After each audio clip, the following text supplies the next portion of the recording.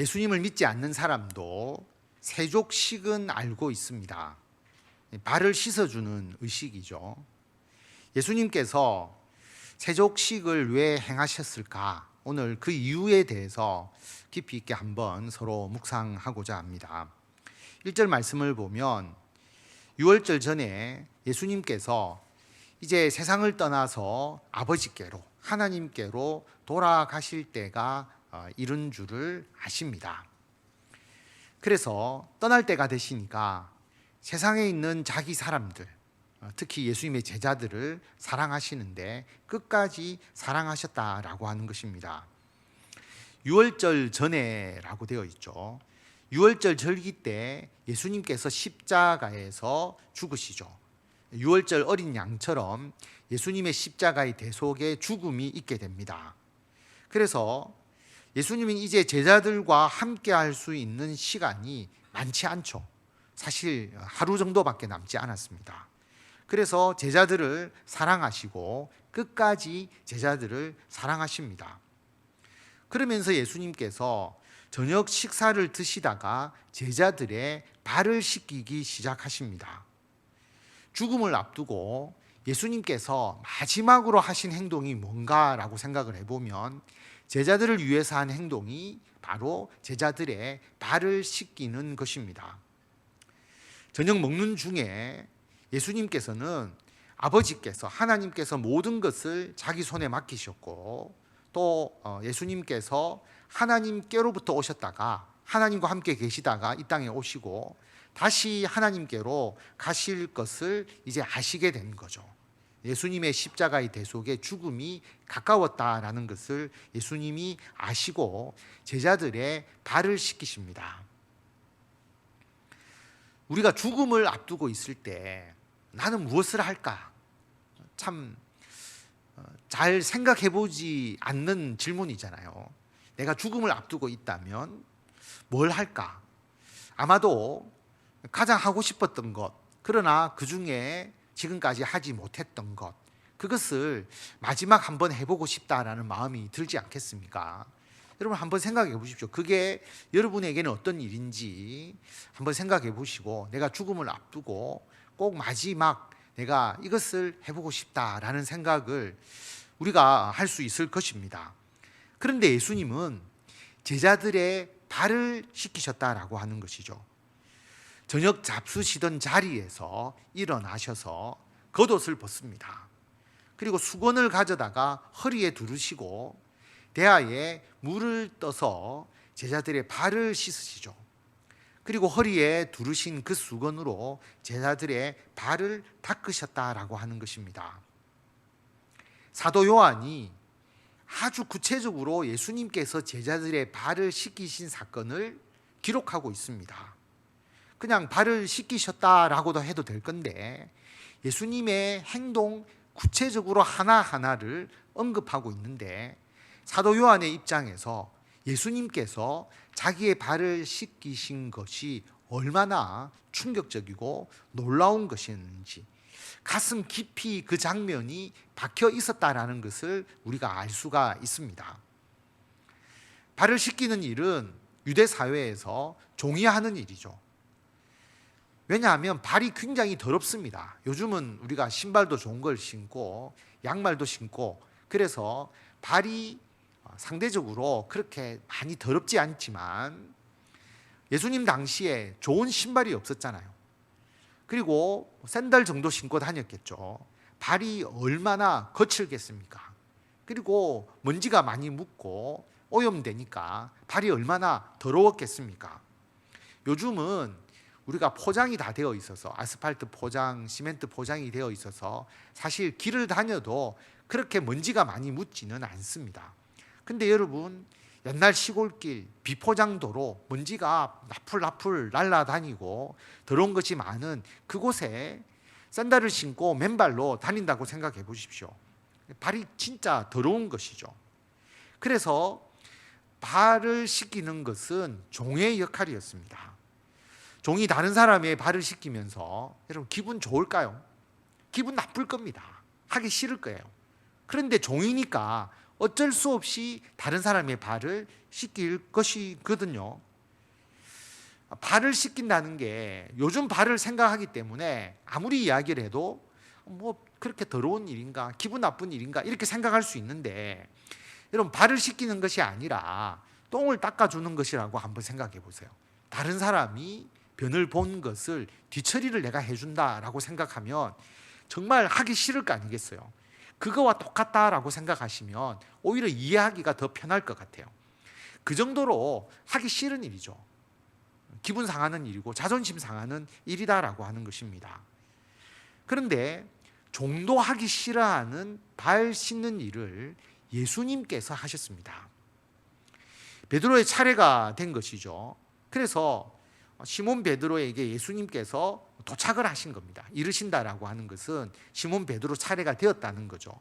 그러니까 베드로가 주여, 어떻게 주님께서 내 발을 씻으십니까? 의아하게 생각한 것이죠. 그래서 내 발을 씻으면 안 된다라고 베드로가 생각하고 예수님께 이야기를 하는 겁니다. 근데 예수님께서 내가 왜 지금 너의 발을 씻어 주는지를 너는 지금 알지 못할 것이다. 이해 못할 거라는 거죠. 그런데 이후에는 알게 될 것이다. 베드로가 분명히 이 당시에 예수님의 십자가의 죽음 이전에는 예수님께서 발 씻긴 이 사건을 이해 못했을 겁니다.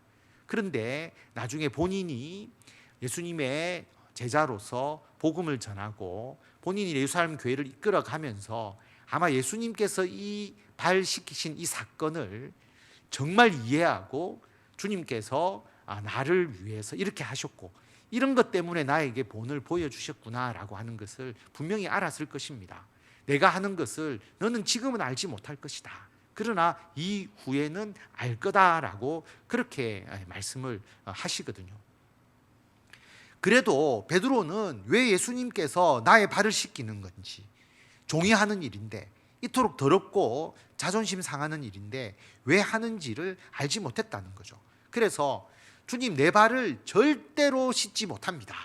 나는 주님께 내 발을 내밀 수 없다라고 그렇게 이야기를 하죠. 그런데 예수님께서 뭐라고 말씀하셨느냐 하면 내가 너를 씻어주지 아니하면 너는 나와 상관이 없다라고 하는 것이죠. 예수님이 발을 씻어주지 않는 사람은 예수님과 관계가 없는 사람이다라고 하는 겁니다. 왜 발을 씻어주느냐? 종이 어쩔 수 없이 발을 씻어주는 것이 아니라 예수님이 발을 씻어주는 것은 내가 그 사람을 사랑하기 때문에, 내가 관계가 있기 때문에 그 사람을 위해서 내가 발을 씻어주는 것이다. 예수님께서 그렇게 말씀하시는 거죠. 내가 너의 발을 씻어주지 않으면 너는 나와 상관이 없는 사람이다. 예수님께서 그렇게 말씀을 하셨습니다. 그러니까 시몬 베드로가 주님, 내 발뿐만 아니라 손도, 머리도 씻겨 주십시오. 손 씻어주고 머리도 감겨 주십시오. 그렇게 이야기를 하는 것이죠. 저는 이 모습을 보면서 베드로의 선한 욕심, 어떤 적극성, 베드로는 예수님으로부터 은총을 받고 싶어하는 그 간절함, 이것을 느낄 수 있잖아요.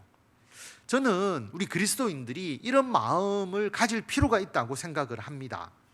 제자들은 예수님께서 발을 씻으실 때에 그냥 그대로 받아들였죠. 예수님께서 그냥 발을 씻어주는 것인가 보다, 그렇게 생각하고 특별한 사건이 없었어요. 그런데 베드로는 처음에 주님께서는 절대로 내 발을 씻지 못합니다 라고 거부를 했고, 그런데 이 발을 씻어주는 것이 예수님과의 깊은 관계를 의미한다라는 것을 알게 되니까 자기는 예수님과 더 가까이 있고 싶은 거죠. 더 깊은 관계를 맺고 싶은 거죠. 그러면 예수님, 발만 씻지 마시고 손도 씻어주시고 머리도 감겨 주십시오. 베드로가 그렇게 이야기를 하는 거죠. 그만큼 베드로는 예수님께서 주시는 복을 사모하는 마음이 다른 사람들보다 더 간절했던 겁니다. 선한 욕심이라고 하죠. 욕심은 나쁜 건데 이건 나쁜 욕심이 아니라 예수님의 은총과 사랑을 더 많이 받고 싶어하는 그 간절한 욕망, 선한 욕심. 예수님께서 이것을 나쁘게 보시지 않습니다. 그래서 여러분, 우리가 이왕 신앙생활 하는 것, 하나님의 더 큰 사명을 우리가 받고 하나님께서 주시는 더 복을 받고 그리고 더 은총을 받는 그 간절한 사모함. 사모하면 사모할수록 주는 사람이 더 기쁘거든요. 그러니까 예수님은 사모하는 자에게 더 은혜를 주시고요. 저도 감사하는 줄도 모르고 저도 그것의 은혜와 은총을 깨닫지 못하면 예수님께서 주실 때 아무래도 그 가치를 알지 못하니까 그 은혜와 복을 적게 주시지 않겠어요. 그래서 베드로처럼 좀 황당해 보이지만 이러한 선한 욕심과 베드로의 선한 의지가 베드로가 위대한 사도가 되는, 성격도 급하고 또 베드로가 여러 가지 실수와 실패를 많이 하지만 하나님의 훌륭한 일꾼으로서 수제자로서 역할을 했던 이유가 이런 선한 욕심과 의지가 있었지 않았느냐, 저는 그렇게 생각을 합니다. 예수님께서 이 베드로의 말을 얼마나 기특하게 또 얼마나 속으로 선하게 웃으시면서 그렇게 생각을 하셨겠습니까? 그래서 이 말씀을 하시죠. 이미 모욕한 자는 발밖에 씻을 필요가 없다. 온몸이 깨끗하다. 너희가 깨끗하나 다는 아니다. 가룟 유다가 제자들 중에서 예수님을 배반할 것을 말씀을 하시지만 제자들은 이미 모욕한 자와 같다라고 하는 것이죠. 예수 그리스도 안에 있기 때문에. 그래서 내가 다시 너희들을 다 모욕시키는 것이 아니라 발만 씻으면 된다라고 그렇게 말씀을 하십니다. 그래서 가룟 유다가 예수님을 배반할 것이기 때문에 너희들이 다는 깨끗하지 않다라고 그렇게 이야기를 하시는 것이죠. 자, 우리가 예수님 나의 몸도 모욕시켜 주십시오 라고 그렇게 말하고 예수님이 우리의 몸을 다 모욕시켜 준다고 한번 생각해 보십시오. 그러면 나는 아무것도 안 하는 거잖아요. 가만히 있으면, 수동적으로 있으면 예수님이 나의 모든 것을 다 해주시겠지, 그런 거잖아요. 그런 건 아니라고 하는 거죠. 우리가 예수 그리스도 안에서 믿음 생활을 하고 신앙 생활을 하고 우리가 그리스도 안에서 모욕한 자처럼 깨끗해졌을 때에 우리의 그 더러운 부분, 주님 우리의 발을 씻어 주십시오라고 우리가 주님께 요청하고 주님께서 우리의 발을 씻어주는 그런 관계, 우리가 완전 수동적이지 않고 하나님과의 관계를 맺어가면서 우리들의 부족한 부분을 주님께서 만져주시고 주님께서 깨끗해 주시기를 바라는 그런 신앙, 이게 예수님께서 제자들에게 원하시는 신앙이죠. 그래서 예수님께서 이 발 씻은 의미를 제자들에게 설명을 해 주십니다. 발을 씻으신 후에 다시 옷을 입으시고 앉아서 내가 왜 이런 일을 행했는지 너희들이 아느냐라고 질문하시면서 이 내용을 설명을 해 주시거든요.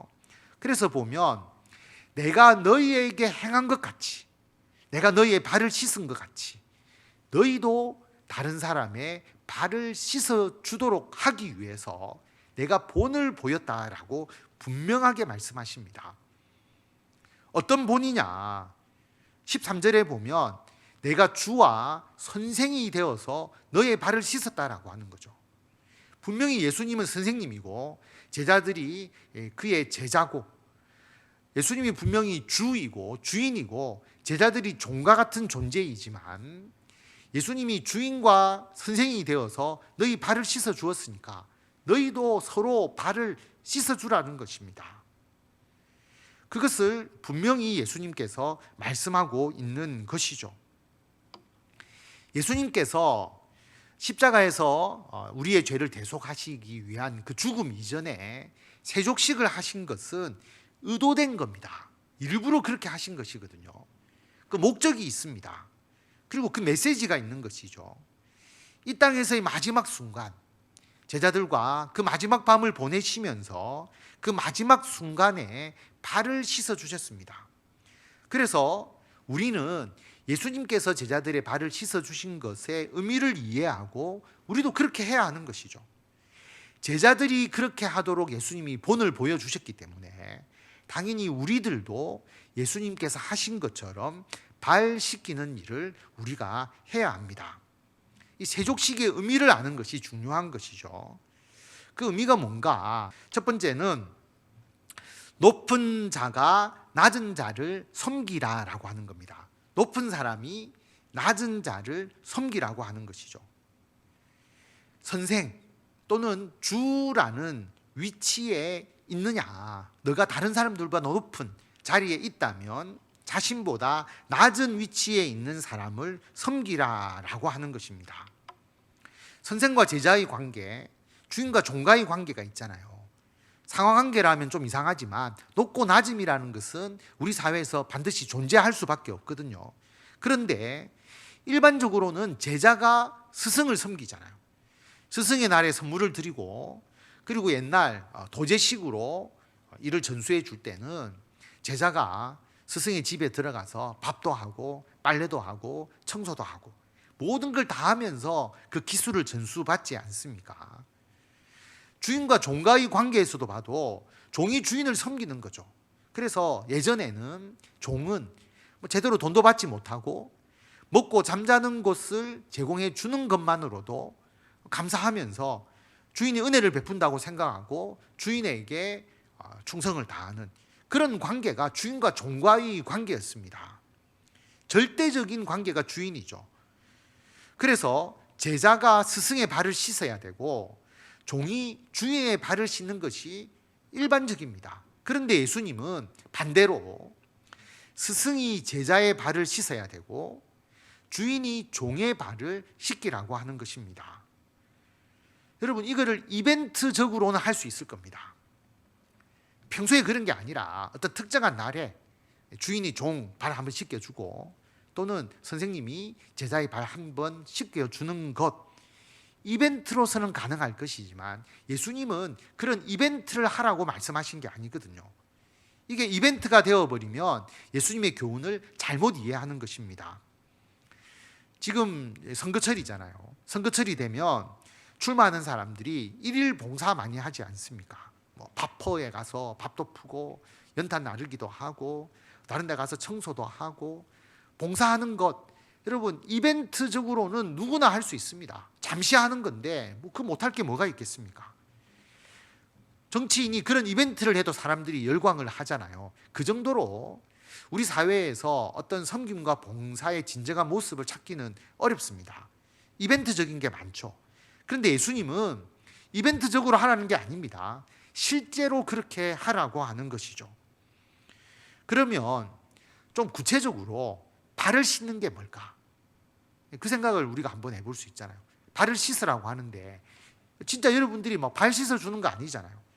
그러면 발을 씻어주라는 게 뭘까? 한마디로 말씀을 드리면 하기 싫어하는 일을 높은 사람이 하라고 하는 겁니다.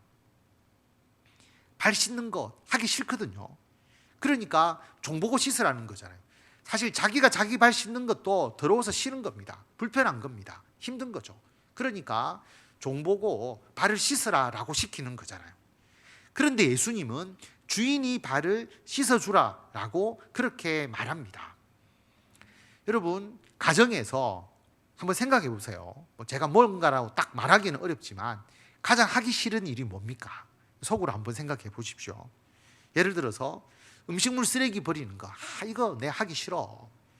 그럼 그 하기 싫은 것을 누가 하느냐라고 하는 거죠. 쓰레기 버리는 것, 가정에서 이게 하기 싫다, 또는 설거지, 청소하는 게 싫다, 하기 싫은 일이죠.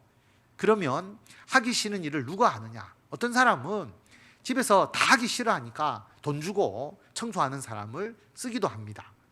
정말 청소하는 게 하기 싫은 일이죠. 그러니까 돈을 주고 다른 사람을 쓰기도 하는 것이잖아요. 정말 하고 싶은 일이라면 왜 돈 주고 다른 사람 쓰겠어요? 그러니까 하기 싫은 일은 다른 사람을 시키고자 하는 욕구가 우리에게 있습니다. 교회에서 하기 싫은 일이 뭘까? 주방 봉사, 밥하는 것. 먹는 사람들은 그 밥하는 고통을 모르지만 주일날 예쁜 옷 입고 왔는데 주방에 들어가서 여러분 막 요리를 하다 보면 온몸에 음식 냄새, 그리고 더울 때 불 옆에서 조리하고 또 겨울에 차가운 물에 손 담그면서 음식하는 거 결코 쉽지 않습니다. 하기 싫어하는 일이죠. 교회에서 설거지하는 일, 교회에서 청소하고 쓰레기통 비우고 재활용하고 하는 것, 하기 싫어하는 일이기 때문에 큰 교회는 교회 주방을 외주로 주잖아요. 외부 기업에게 맡기잖아요. 성도들이 하기 싫어하니까 돈 주고 기업체에서 주방을 운영하라 그렇게 하죠. 청소하기 싫어하니까 교회에서 청소를 용역업체를 주잖아요. 그러면 용역에서 와서 교회 청소를 합니다. 물론 엘리베이터 관리하는 거 외주 용역을 주잖아요. 이것은 전문성이 필요하기 때문에 교회에서 할 수가 없기 때문에 용역을 주는 거고, 그런데 여러분 청소를 외주 주는 것과 그리고 주방을 외주 주는 것이 전문성 때문이라고 할 수 있을까요? 하기 싫어하기 때문에, 안 하려고 하기 때문에 그런 거죠.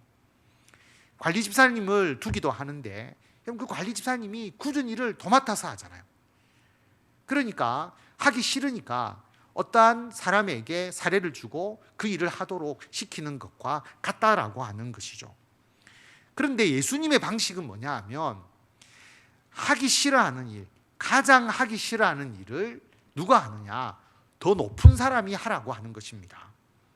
예를 들어서 음식물 쓰레기 버리는 문제로 가정에서 누가 해야 되느냐라는 문제가 있다면 예를 들었습니다. 더 높은 사람, 예를 들어서 아내가 내가 우리 가정의 주인이다, 내가 우리 가정의 일을 내가 책임지고 행한다, 그러면 아내가 내가 책임자니까 내가 버리겠다, 그렇게 나와야 되는 것이죠. 그런데 아내의 입장에서 남편은 집안일도 안 도와주고, 이 말을 여러분 잘 생각해 보면 어떤 의미가 있느냐 하면 내가 가정의 주인인데 내가 주도적으로 하는데 남편이 나를 도와주어야 된다고 생각하잖아요. 그럼 내가 책임자인데 남편이 나를 돕지 않는다는 거니까 내가 주도권이 있다는 것을 본인 스스로 인정하면서 남편이 나를 돕지 않는다고 생각을 하는 거죠. 그래서 내가 가정일을 주도하니까 나를 보조하는 남편은 음식물 쓰레기라도 버려주어야 되지 않느냐, 이렇게 생각하는 것이죠. 다시 말하면 그 이면에는 내가 높은데 높은 자가 낮은 자를 시킨다는 그런 의미가 포함되어 있는 겁니다. 그래서 분쟁이 일어나는 것이에요. 남편은 내가 남자인데 어떻게 내가 음식물 쓰레기를 밖에 가서 버리느냐, 그 말 이면에는 어떤 의미가 있느냐 하면 내가 아내보다 높다라고 하는 거죠. 내가 가장으로서 내가 아내보다 더 높은 위치에 있는데 어떻게 남자에게 음식물 쓰레기를 버리라고 하느냐, 그렇게 하는 거죠. 이거는 여자가 할 일이다. 그 말은 여자가 나보다 더 낫다라는 의미가 거기에 포함이 되어 있는 겁니다. 그래서 모두가 가정에서 하기 싫은 일은 나보다 더 낮은 사람이 해야 된다라고 하는 의식이 있는 것이죠. 그래서 가정에서 사소한 일이지만 다툼과 분쟁이 생기는 것입니다. 아내가 가정의 책임자가 나다, 아내라고 생각을 한다면, 예를 들어서 음식물 쓰레기 버리는 일이 힘든 일이라면 내가 책임자니까 내가 하겠다, 아내가 하면 되는 것이죠. 가장으로서 가정의 책임자가 남편이라고 생각하면, 그리고 아내가 음식물 버리는 것을 싫어한다면 남편이 가장으로서 버리면 되는 겁니다. 다시 말하면 예수님께서는 높은 사람이 다른 사람이 힘들어하고 하기 싫어하는 일을 먼저 행하라고 말씀하십니다. 교회 주방 봉사가 힘들거든요. 그런데 다른 교회는 찬양대를 하시면 찬양대 하면서 어떻게 주방 봉사하느냐, 찬양대 하는 분이 주방 봉사하지 않는 경우들도 많습니다. 그런데 우리 교회는 찬양대 하시는 모든 분도, 우리 교회 모든 권사님도 주방 봉사에 참여합니다. 주방 일은 험한 일이고 하기 싫은 일이다, 다른 사람을 시키자라고 이야기하지 않고 우리 교회는 모든 권사님들이 주방의 책임자로서, 그 조장으로서 솔선수범을 하고 계시는 것이죠. 그러니까 사실 힘들지 않습니까? 찬양대 연습도 해야 되고 또 주방도 해야 되고 안내도 해야 되고, 그러나 솔선수범해서 그 일을 하시니까 여러분 어떤 주방 일이나 교회 봉사에 다툼과 분쟁이 없는 것입니다. 그런데 저도 모교회가 있었고 여러 교회 이야기를 들어보면 다 자기 봉사하는 게 있으니까 주방 봉사를 할 사람이 없는 거죠. 찬양대 하니까 주방 봉사 빼주고 다 빼고 이러다 보니까 실제로 주방 하실 분이 없어요.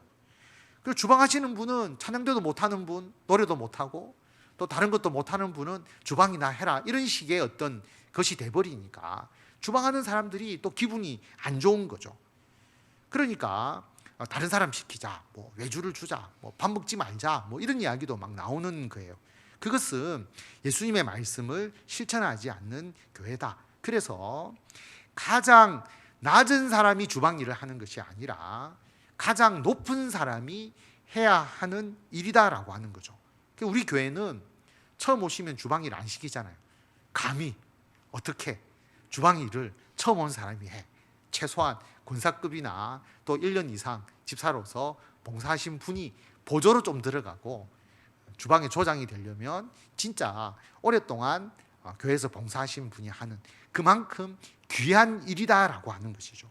우리 교회에서는 앞에서 청소를 하기 싫어한다라고 했지만 여러분, 우리 교회 청소는 누가 하느냐? 장로님도 하시고 저도 하시고 그리고 우리 권사님들도 순번을 정해서 하시고 계단 청소도 권사님이 하시고 또 3층 유아실도 권사님들이 돌아가면서 하시고 그래서 집사님, 권사님들이 교회를 위해서 적극적으로 하십니다. 4층 성용무방도 우리 집사님이 하시고 그러니까 청소라는 것이 참 어떻게 보면 가장 책임 있고 또 중한 분들이 하는 일이다라는 게 우리 교회에서는 그렇게 이루어져 있는 것이죠. 그러니까 집사님 중에서 교회 청소를 하시는 분은 진짜 복받은 분이시고 높은 사람이 할 수 있는 청소를 굉장히 맡으신 정말 대단한 분들이신 거거든요. 아무나 할 수 있는 일이 아닙니다. 여러분, 청소를 해보신 분은 제가 여러분에게도 말씀을 하시지만 토요일에 제가 5층 식당 또 우리 2층 본당 또 3층 어린이부 닦고 정리하고 또 화장실에 뭐 휴지가 제대로 있는지 보고 다 이제 예배 준비를 하거든요. 하면 말씀을 준비하는 것도 준비이지만 제 마음적으로 여러분 주일날 내일 예배를 드리는데 이 공간에서 내가 청소하고 정말 티끌 하나 카펫에 뭐 이게 흰 거 하나 떨어져 있는 것도 눈이 보이니까 그런 걸 보면서 깨끗하게 청소를 하고 예배를 준비하는 것이 저에게도 굉장히 소중한 시간이 됩니다. 기쁨이 있는 것이죠. 그래서 우리 청소하시는 분들은 다 아실 거예요. 본인이 청소하고 본인이 교회에서 주방 봉사를 해서 성도들이 식사를 하고 내가 섬기는 봉사를 통해서 우리 성도와 교회들이 굉장히 기뻐하고 감사하는 모습을 보면 거기에서 은혜가 되는 것이거든요. 그래서 봉사를 하는 겁니다. 이게 의무감에 의해서 억지로 하는 게 아니다라고 하는 거죠. 그래서 우리 교회에서 봉사를 하는 데 있어서 교회 일을 하는 데 있어서 왜 다툼과 분쟁이 없는가라는 것을 보시면 직분자가 섬김에 모범을 보이고 있기 때문에 예수님께서 다른 사람의 발을 씻기라고 하는 것을 실제로 우리 교회에서 이루어가고 있기 때문에 우리 교회에서 이런 분쟁과 다툼이 없는 것입니다. 근데 여러분, 우리 교회도 만약에 언젠가 이런 전통이 깨어져 버린다면 교회에서 힘든 일은 낮은 사람이 하는 것이다 이렇게 되어버린다면 여러분, 그게 아무것도 아닌 것 같지만 이게 나중에 심각한 문제가 되어버리는 것입니다. 여러분이 가정과 직장과 교회에서 하기 싫어하는 것을 낮은 사람에게 시키려고 해서는 안 됩니다. 높은 사람이 해야 된다라고 하는 것이죠. 그리고 내가 어떤 어렵고 힘들고 더러운 일을 한다면 나는 지위가 낮아서 어쩔 수 없이 종처럼 그 일을 하는 것이다. 그게 아니라고 하는 거죠. 하나님께서 나에게 그 일을 하도록 하시는 것은 하나님께서 나에게 맡기신 일이라고 하는 거죠. 내가 책임자다. 나의 일이다. 그래서 내가 다른 사람을 섬기는 일이라고 하는 거죠. 그래서 그 일을 하는 것입니다. 청소를 하는데 나는 돈이 없어서 다른 거 못하니까 나는 청소를 하고 있다. 내가 하는 일이 부끄럽다. 여러분, 청소가 아니라 여러분이 어떤 직업, 어떤 일을 하면서도 나는 돈이 없어서 또는 다른 것을 하지 못하니까 내가 부끄럽게 그 일을 한다고 생각하면 여러분 절대로 그 일을 해서는 안 됩니다. 여러분, 그 일을 그만두셔야 되는 것이죠. 영적으로도 정신적으로도 아무런 도움이 되지 않습니다. 그런데 청소하는 일이든 내가 하는 어떤 직업과 어떤 일이든 이게 나의 일이다. 내가 사실상 그 일의 책임자다. 그러므로 나는 그 일을 책임성 있게 내가 하는 것이고, 내가 책임자이니까 내가 다른 사람을 섬기는 거다. 내가 책임자이니까, 내가 더 높은 자이니까 다른 사람의 발을 씻기는 것이다. 하나님께서 나에게 그 지위를 주셨기 때문에 내가 다른 사람의 발을 씻기는 것이다. 그렇게 생각하고 그 일을 감당해야 하는 것이죠. 예수님은 높은 사람이 낮은 사람을 섬기는 것이라고 분명히 말씀을 하셨습니다. 하기 싫은 일, 힘든 일, 더러운 일 누가 하느냐? 높은 사람이 하는 것이다. 예수님께서 그 모범을 보여주셨거든요. 제자들의 발만 씻기셨습니까? 아니잖아요. 제자들을 위해서 목숨을 버리셨습니다. 우리를 위해서 십자가의 고통과 죽음도 감당하셨습니다. 그러므로 예수님께서 우리가 행하도록 본을 보여주시면서까지 가르쳐 주신 교훈이라고 하는 것이죠. 그래서 우리가 예수님께서 보여주신 그 교훈을 섬김을 통해서 다른 사람의 발을 씻김으로써 실천해야 하는 것입니다. 그래서 14절 말씀을 보면 내가 주와 또는 선생이 되어 너희 발을 씻었으니 너희도 서로 발을 씻어주는 것이 옳다. 높고 낮음을 따질 수 없는 위치라면 서로가 서로를 위해서 해야 되는 거죠. 서로 발을 씻어주라 라고 하는 것입니다. 두 번째로 예수님께서 제자들의 발을 씻기시며 우리에게 주신 교훈 두 번째는 뭐냐 하면 다른 사람이 더럽힌 일을 내가 씻어주라고 하는 것입니다. 발을 씻긴다는 것은 섬김의 의미도 분명히 있지만 예수님께서 제자들이 더럽혀 놓은 그 발을 예수님이 깨끗하게 씻으셨다라는 의미가 있거든요. 더러운 발을 깨끗하게 만드신 의미가 있습니다. 자기 발을 더럽힌 것은 누구냐? 제자들이 더럽힌 거잖아요. 그러면 야, 네가 더럽힌 발이니까 너가 씻어.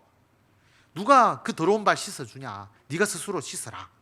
근데 그게 아니라 우리가, 저와 또 여러분이 우리가 씻어주라고 하는 것이죠. 좀 쉽게 말하면 집에 아들이 또는 손자, 손녀가 방을 다 어지럽혀 놓았어요. 야, 네 방이니 네가 치워. 네가 어질러 놓았으니 네가 치워라. 우리가 이걸 당연하게 생각을 하잖아요.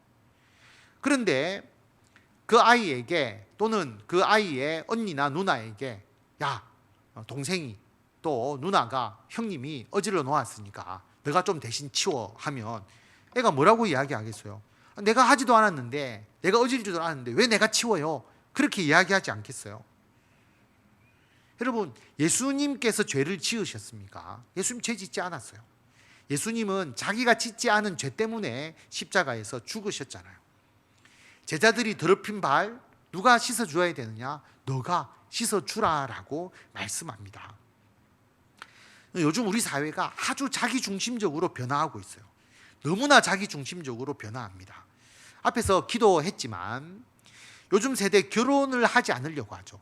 왜냐하면 결혼을 하면 상대방의 생활비를 내가 부담해야 되잖아요. 그거보다는 내가 벌어서 내가 쓰겠다. 왜 내가 벌어서 아내와 남편의 생활비를 내가 부담해야 되느냐? 자녀를 낳지 않겠다. 부부만 행복하면 되지. 아이를 낳아서 내가 그 아이에게 돈을 써야 되고 아이를 키우고 내가 양육하면서 신경 쓰고 수고하는 것이 나는 싫다라고 하는 것이죠. 또 노인 인구가 많잖아요.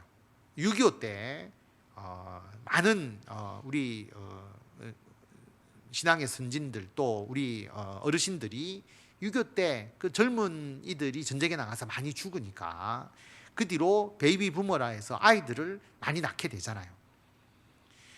그런데 그분들이 지금 노인이 되어 가니까 우리 사회에 노인 인구가 많고 젊은이들이 노인을 부양해야 되니까 그게 싫다. 그래서 나는 아이 낳지 않겠다. 이런 이제 분들이 있습니다.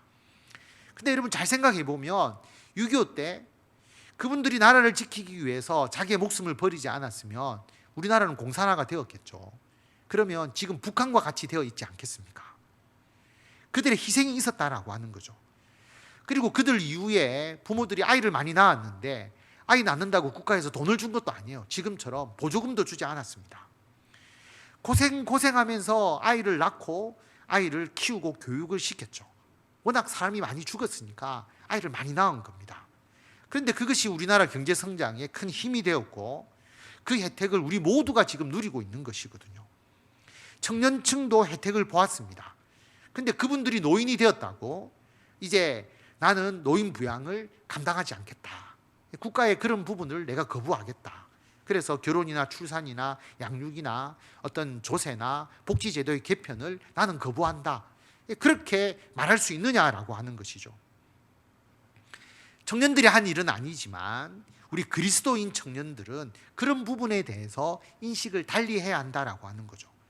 국가적으로 노인 부양이 필요하고, 그렇다면 우리 기독교인들은 어려운 환경이지만 결혼하고 아이를 낳고 그리고 우리에게 주어진 그 시대적 사명을 감당해야 한다라고 하는 것입니다. 결혼하게 되면, 가족을 이루게 되면 가족이 일어난 일들, 가족이 행한 일을 모두 가족이 감당해야 되잖아요. 그게 가족이죠. 예를 들어서 우리 자녀들 어린 형제가 집에서 놀다가 할아버지 도자기를 깼다고 생각해 보십시오. 형님이 깼는데 나는 관계가 없지. 그런데 형님이 깼지만 나도 관계가 있다. 나도 같이 벌 받겠습니다. 형님이 장난감을 어질러 놓았지만 내가 같이 치우겠습니다. 이런 교육, 우리가 가정에서 함께 그 모든 문제를 내가 감당하겠다는 그 교육이 그리스도인의 공동체를 이루어가는 훈련으로서 굉장히 중요하다라고 하는 것입니다. 그게 필요한 것이죠.